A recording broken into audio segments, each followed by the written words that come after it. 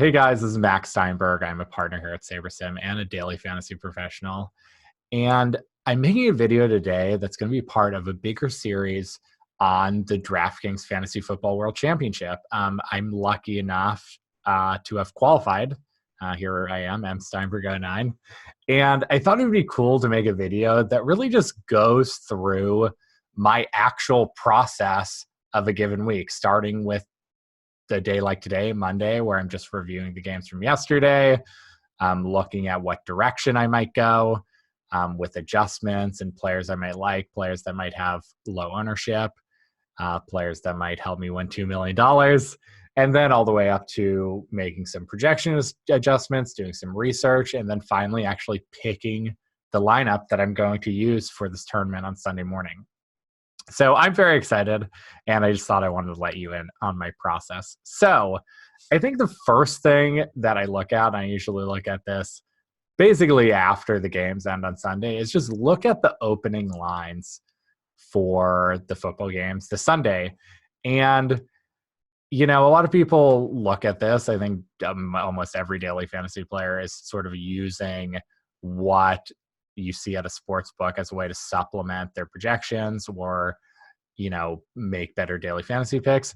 But I want to let you into a little thing that is sort of my rule of thumb, because I think what a lot of people do here is they look at a spread like Tampa Bay -4 or Philadelphia -6, and they make a very strong assumption about the game.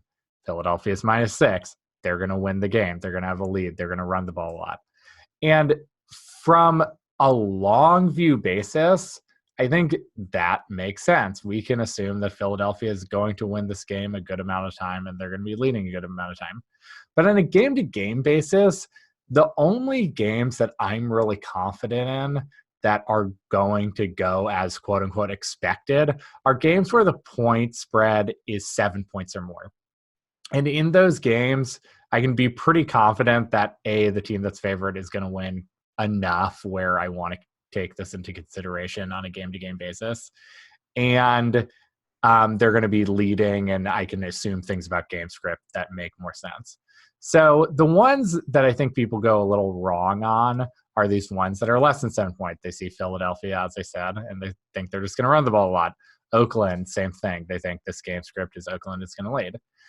But what I kind of look for is I want to look for games where sort of the assumption is one way, and in reality, there's going to be a lot of times where the game script's actually going to go differently.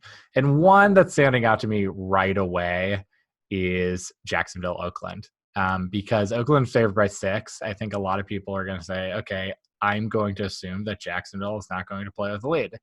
I'm not really going to assume that. I think there's a chance Jacksonville could play it with the lead. I think there's a good chance they can win this game. So I'm going to look at salaries for this upcoming week and just look at how that might affect things. So, for example, Jacksonville, I think one that's going to immediately stand out is Leonard Fournette. He's someone that I've been on a lot in a lot of weeks. And I think that he possibly is a very good play. If we look at airyards.com and we look at his target share among running backs on the year, you see 18%. That's actually up there with guys like Alvin Kamara, James White, Saquon Barkley, Christian McCaffrey. I mean, obviously, Kamara and McCaffrey are, you know, really epic pass catchers, but he really is not that far behind. And I think a lot of people are going to look at this line and say, okay, well, you know, I am just going to look at this line and think, okay, Oakland is going to lead this game. And there's going to be a lot of scenarios where that's not the case. And Oakland's defense is actually terrible, like really, really terrible. So I think just having a first look this week, I think Leonard Fournette is someone that I'm interested in targeting and keeping an eye on going forward. And obviously we have ownership projections as well, but I think my guess is he's going to be the type of player who's under-owned, and 7,600 is a really good price. Another game like this, you know, I literally did not prepare for this video, so this is really just off the cuff. I think in general, let's see. I'd say Washington, Philadelphia. So that's actually a real interesting one too, because Philadelphia is favored by 6. I'm pretty sure that Darius Geis got injured last week. He's questionable, right? Sprained MCL. It looks like he probably is not going to play. I mean, we'll know more this week. So someone like Adrian Peterson, who is very, very cheap. This team's very, very run heavy and is actually kind of capable of having a game, could be a real interesting play. I mean, it sounds kind of ridiculous because it's Adrian Peterson. He's 45 years old, or someone like, even, people might favor Chris Thompson in this game, but he's someone that I'm probably not going to favor as much because I think that I'm going to sort of treat this more as an Adrian Peterson type game script, even though they're 6-point underdogs. So I think looking at this from this perspective, instead of assuming like, oh, the over-under is 40, Philadelphia is going to score 23 points, Washington's going to score 17. You look at this as, okay, what is this line saying about the scoring potential of the game and the probability of different game scripts? And I think when these numbers are below 7, people assume way too much. So that's just one thing that I'm definitely going to be looking at. I think another one that actually stood out to me is Seattle, Carolina. Again, we're in this -6 range where I'm not going to assume anything here. I think a lot of people might be on Chris Carson because of this. They're going to say, oh, Seattle is going to be winning this game. And so Rashad Penny's out. I'm going to ride Chris Carson at 7,500. I'm not going to assume that. I think there's a chance that Carolina could lead this game, could be leading all game. Christian McCaffrey is a total stud. 10K is a lot. It's not that much for him. He's someone that also I'll be considering as well. So another thing I'm going to do is just sort of review the past week and just see if anything stands out. So this is a free site, airyards.com. Love the site. And I just want to look at, for running backs, I'm mostly looking at just target share, anything with target share that stands out. And I think right off the bat, I'm seeing Chris Thompson here, who is back from, a pretty long hiatus. If Darius Geis doesn't play, maybe he gets more rushes. He might end up actually becoming kind of a popular play this week. I'm not sure. I'm going to see how this shapes up. He probably is worthy of a high projection. It's only 3,900. I think he certainly is an interesting play. I would be curious about ownership, but if that ownership is not there, then I think it's fine. DeAndre Washington, 21% target share. That's something I really didn't expect. I mean, Josh Jacobs is the type of player who gets about 10% of targets.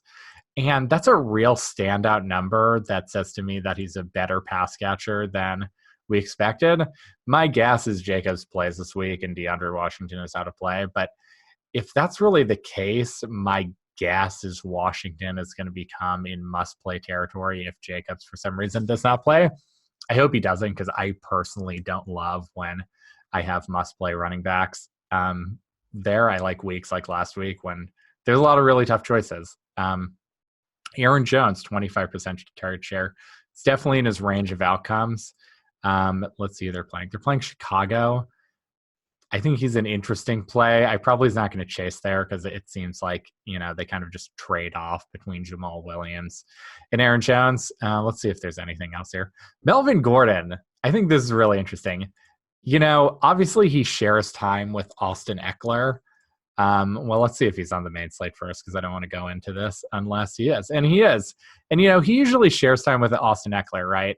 And I think over the last few weeks, we've seen him get more work. This is a huge blowout, so I'm not even trusting these numbers as much. But I think his workload is sort of getting up to speed. And he historically is a pretty high target share player in general. And because of that, he's someone, and let's just look at 2018, right? So let's look at the Los Angeles Chargers from 2018. And did he not play in 2018? Or I'm not sure. Am I not remembering this correctly? Maybe he didn't play in 2018. Okay, so let's say 2017. We're seeing a 14% target share. So that's a really high number for a running back. I think we probably can actually assume that somewhat moving forward.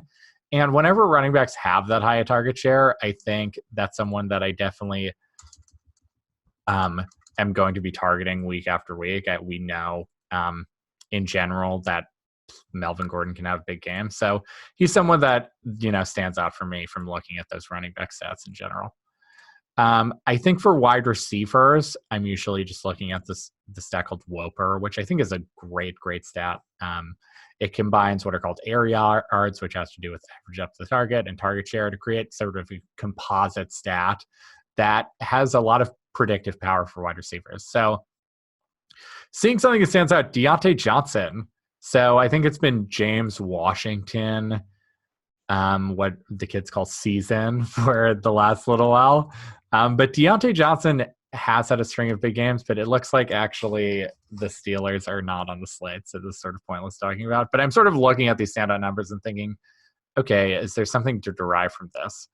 DeAndre Hopkins, Will Fuller's out, had pretty big numbers. This is a huge blowout too. Robbie Anderson, a 0.8 WOPR. He's really sort of come to life. I don't know if the Jets are on the main slate. Maybe they are. Maybe they're not. It looks like they're not on the main slate either. Really bad streaming, guys. Emmanuel Sanders. He had a really big game. His WOPR actually was not outstandingly high. That actually doesn't really stand out to me as much. Interesting. Steven Sims on Washington. That's an interesting one. One that I did not expect there. 26% target share with a 0.58 WOPR. I could imagine he could get some ownership in this tournament, maybe bet 3,600 if Paul Richardson's still out. He's probably is not the type of player that I want to play, given I feel like these guys in these bad passing offenses are not great. So he probably actually doesn't stand out to me. There's actually not that many standouts. I mean, I think with Miami, there's a lot of things to think about in terms of, it is against New York. If Devontae Parker is out, that would be really interesting because that opens up a lot of value here. And Miami is very, very pass heavy. It seems like Albert Wilson is someone who's possibly out too. So this is a team that I do actually want to look at because I think these guys leave the game early. And I think I'm going to want to do some more research as the week goes on. But DFS favorite Patrick Laird did get a 14% target share. I think, interesting. So it looks like I need to include retired players too, because our boy Isaiah Ford seems to be in the retired department, even though that's not true. So that's someone who stands out. Isaiah Ford clearly took Devontae Parker's role, immediately had a pretty high target share. That's sort of interesting. I think trying to figure out Miami, if Devontae Parker is actually going to be a pretty large key to the week because Miami is actually passing offense that's really fruitful given how much they pass. And I think that could be interesting as well. One more thing I just want to look at overall is I've looked at and just reviewed Millionaire Maker winners a lot. I used to have a video series a couple years ago where I just kept reviewing the teams that got first.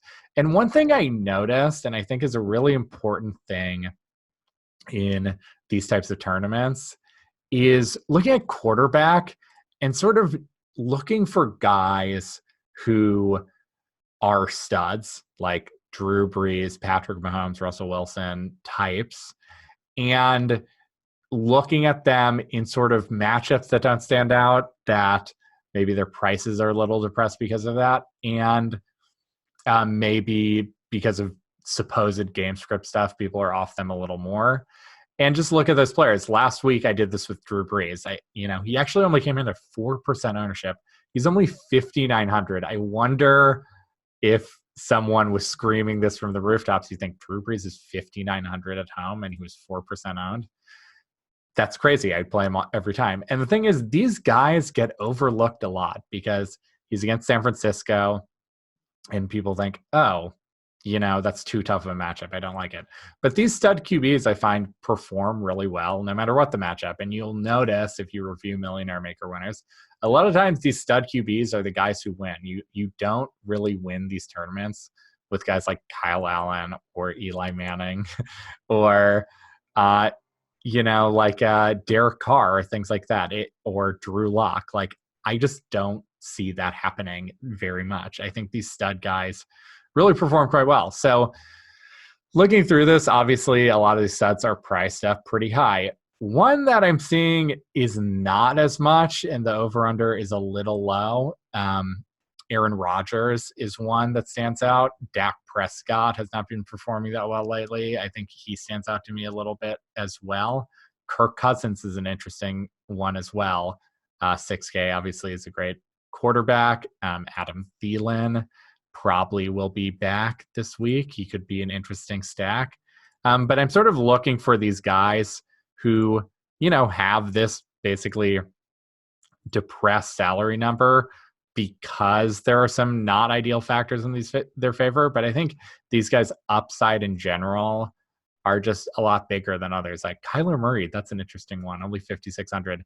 Cleveland's defense, I do not think is very good with no Myles Garrett. So that's an interesting one as well. And obviously he has running upside too. So, in general, this is a real preliminary research, but obviously I'm very excited for this tournament. I'm very excited with the possibility of winning $2 million. So taking a look at this and just going through my thought process of what I'm looking at first, I thought would be really interesting. And obviously, just a few more people like Saquon Barkley, I think is going to be his big decision point because it's only 7,700, but obviously the matchup is amazing and he's extremely frustrating. Todd Gurley is only 6K. It's an important game. It's really hard to figure out his usage. There's a lot of options here, and the options are going to become more clear as injuries happen, as I do more research and look through the play-by-play data and use my machine learning models. And I'll show you everything. This video series is going to really show you my whole process and really get into it. So I hope you enjoyed this video. Look for more of these throughout the weeks. I'm really excited to show you just what my process is. And hopefully you're along for the ride as I hopefully win over $1 million if it happens. So thanks for watching and see you again soon.